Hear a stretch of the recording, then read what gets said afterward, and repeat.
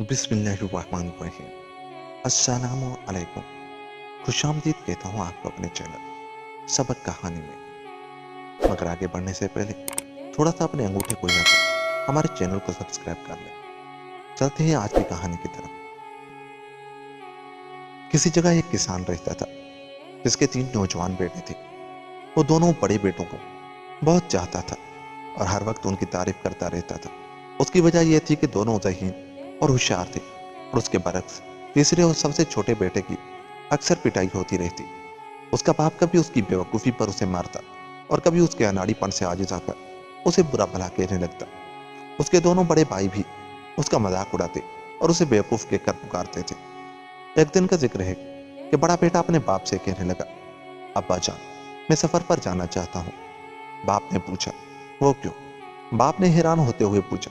उस पर नौजवान ने जवाब दिया, मैं अपनी किस्मत खुद बनाना चाहता हूँ और उसके लिए सफ़र पर जाने का इरादा है। किसान ने बेटे के इस इरादे का सुनकर बहुत खुश हुआ और उसने उसे इजाज़त दे दी। चुनाचे जो ही बाप ने इजाज़त दी, नौजवान ने अपनी छड़ी हाथ में ली और सबको खुदा हाफिज कहकर सफ़र पर रवाना हो गए। अभी नौजवान ने बहुत ज़्यादा सफ़र तय नहीं किया था कि रास्ते में उसे एक आदमी मिला।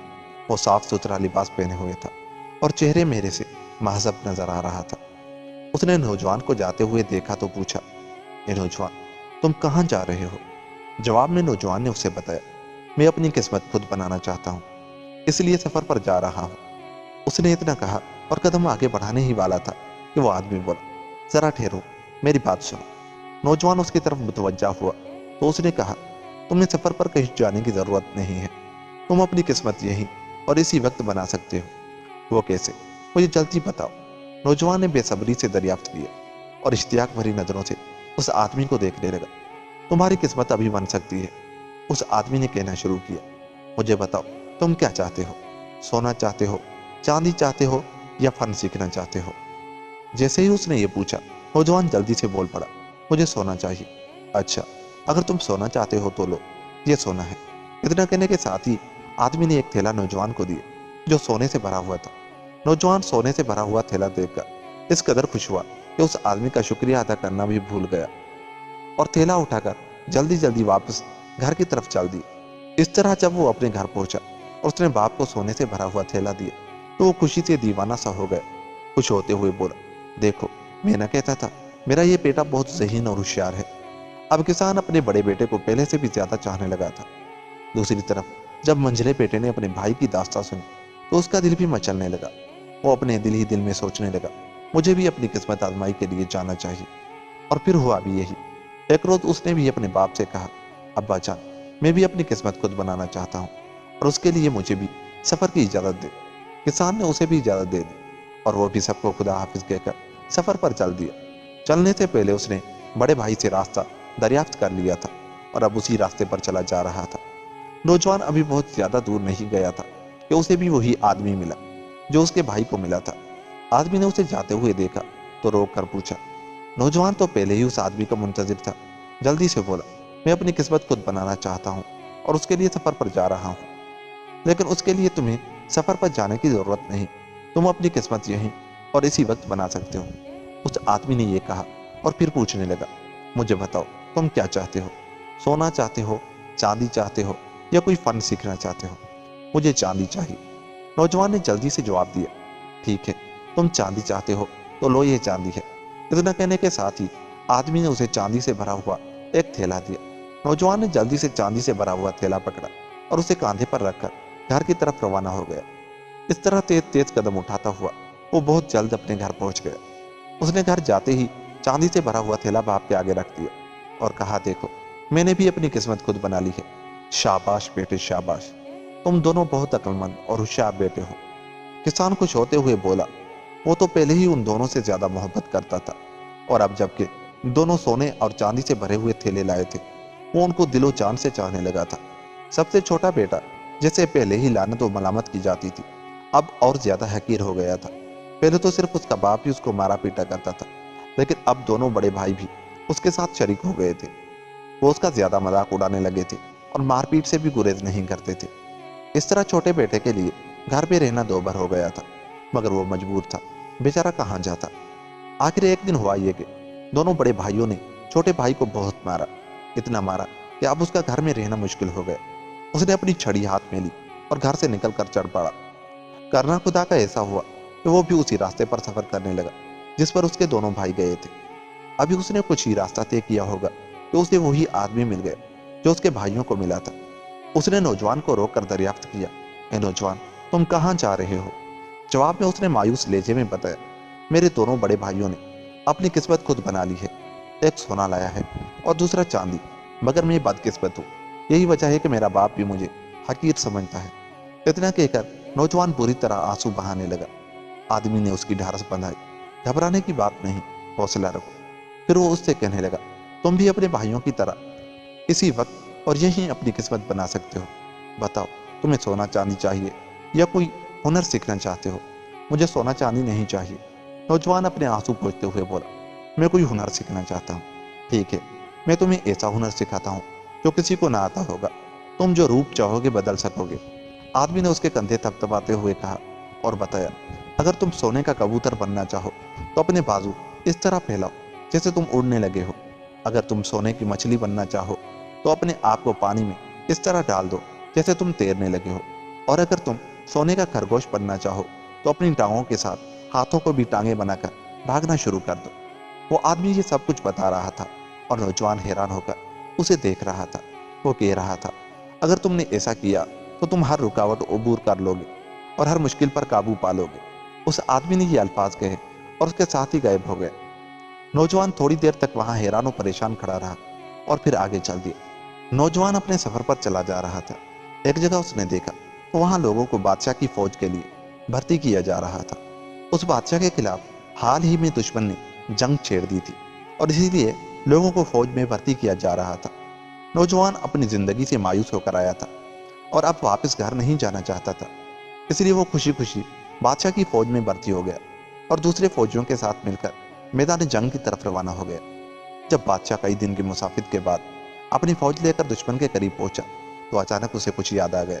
वो परेशान सा हो गया। दरअसल वो चंद ऐसी दस्तावेजात महल में भूल आया था जिसका साथ लाना निहायत जरूरी था। उसने अमीरों वजीरों से मशवरा किया मगर किसी की समझ में कुछ ना आया कि क्या हो सकता है। महल वहां से कई रोज की मुसाफत पर था और जल्द दस्तावेजात लाना मुमकिन न था। दूसरी तरफ दुश्मन सर पर खड़ा था। आखिर बादशाह ने ऐलान किया, अगर कोई 24 घंटे के अंदर अंदर दस्तावेजात ले आए तो मैं उससे अपनी बेटी की शादी कर दूंगा। उसके साथ ही उसने ये भी वादा किया कि वही आदमी मेरे बाद मेरे तख्तो ताज का वारिस होगा। बादशाह का ये ऐलान ऐसा था कि हर शख्स जान की बाजी लगाने पर तैयार हो जाता, लेकिन सब जानते थे कि महल तक जाने और फिर वापस आने के लिए कई रोज दरकार थे। 24 घंटे में वापस आना तो गुजरा, महल तक पहुंचना भी मुमकिन नहीं। यही कुछ सोचकर हर शख्स खामोश था। इतने में बेवकूफ नौजवान बोल पड़ा, हुजूर वाला, यह काम मैं करूंगा। सब ने हैरत से उसकी तरफ देखा।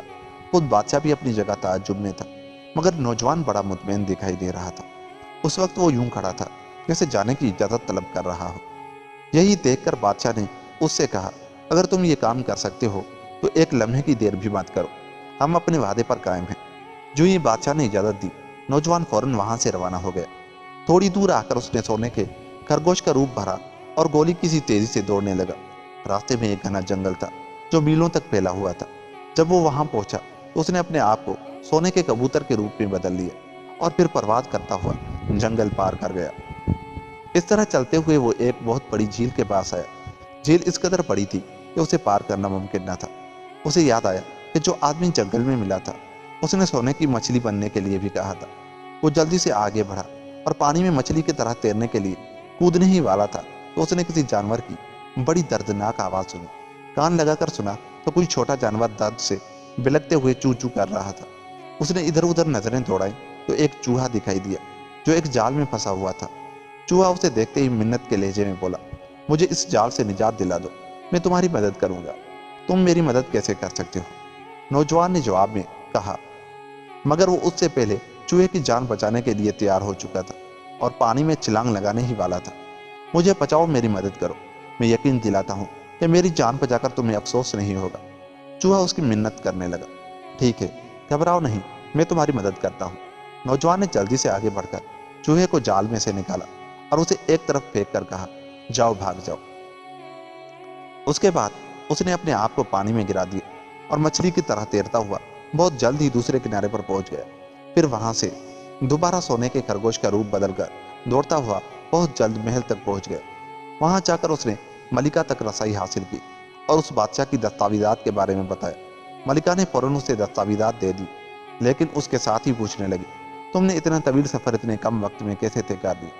जवाब में नौजवान ने अपनी खुशकिस्मती के बारे में बताया कि एक आदमी ने उसे ये ताकत अता की है, वो सोने का खरगोश, सोने का कबूतर और सोने की मछली बन सकता है, इसलिए वो इतने कम वक्त में यहाँ तक पहुँचने में कामयाब हुआ है। मगर मलिका को उसकी बात पर यकीन नहीं आया। वो कहने लगी, अगर वाकई ऐसा है तो मुझे सोने का खरगोश, कबूतर और मछली बनकर दिखा। नौजवान को उस पर क्या एतराज हो सकता था। वो उस वक्त पहले सोने का खरगोश बना, फिर सोने का कबूतर बन गया और फिर देखते ही देखते सोने की मछली का रूप धार लिया।